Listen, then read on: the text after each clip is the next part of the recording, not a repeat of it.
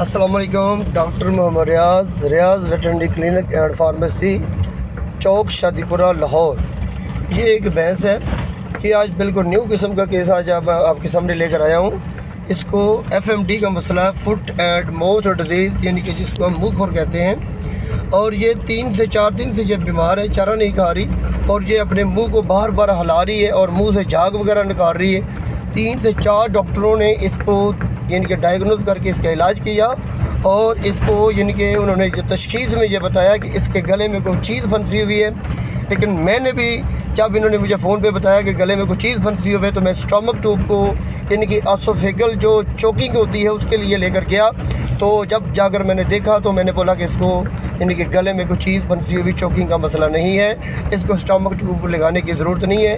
क्योंकि मैंने सबसे पहले जाते ही जब इसका चेहरा देखा, इसका मुंह, इसका मुआयना किया तो सबसे पहले मैंने यही देखा कि इसके मुंह से झाग निकल रही है और अपने मुंह को बार बार खोल रही है और बंद कर रही है। और ऐसे यानी कि जब मुंह बंद करती है तो वो मुंह से अजीब सी आवाज़ आती है, जैसे कोई चीज़ आपस में टकराती है तो आपस में यानी कि आवाज़ आती है, इरताश पैदा होता है, जिससे हमें साबित हो गया कि इसके मुंह में यानी कि ज़बान के अंदर दाने वगैरह निकले हुए हैं, जिसकी वजह से मुंह खुर की अलामत वायरल डिजीज़ है, जिसकी वजह से ये भैंस चारा नहीं खा रही और इसका टेम्परेचर भी 103 से 104 तक था।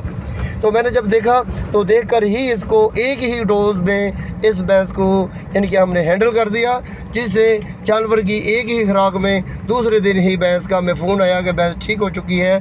क्योंकि आपने 2 से 3 तरीके इनको बता दिए थे।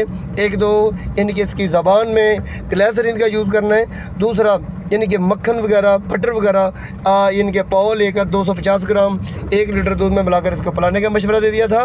और इसके साथ इसको खिलाने के लिए वंडा और तूड़ी वगैरह जो होती है, सख्त जो चीज़ें होती है, इसकी बंद कर दी थी। क्योंकि अगर तूड़ी वगैरह अगर खाएगी तो बार बार ये तूड़ी खाने से इसके तिनके वगैरह तूड़ी के जो होते हैं ज़बान को लगने से ज़बान को इंजरिंग ज़ख्मी करने का बहुत ज़्यादा ज़रिया बन सकता है। तो हमने इसको शटाला वगैरह, लूसरन वगैरह इनके सब्ज़ चारे का ही मशवरा दिया, जिससे यह भैंस मुकम्मल तौर पर ठीक हो गई है और चारा भी खाने लग गई है। जिससे इसकी ज़बान में जो ज़ख्म बने हुए थे हमने 4 से 5 दिन तक मज़ीद इसको यानी कि ग्लिसरीन का यूज़ करवाने का मशवरा दिया और मक्खन और शक्कर को आपस में मिलाकर भी ज़बान पर लगाने का मशवरा दिया, जिससे इसकी ज़बान के जो दाने वगैरह बने हुए तो बन चुके थे और अल्सरेशन जो थी, अल्सर भी ठीक हो चुके थे। इसके लिए हमने ये एंटीबायोटिक दिए। ये एंटीबायोटिक लगाते रहे 3 से 4 दिन तक, जो मुकम्मल तौर पर ठीक हो गई है।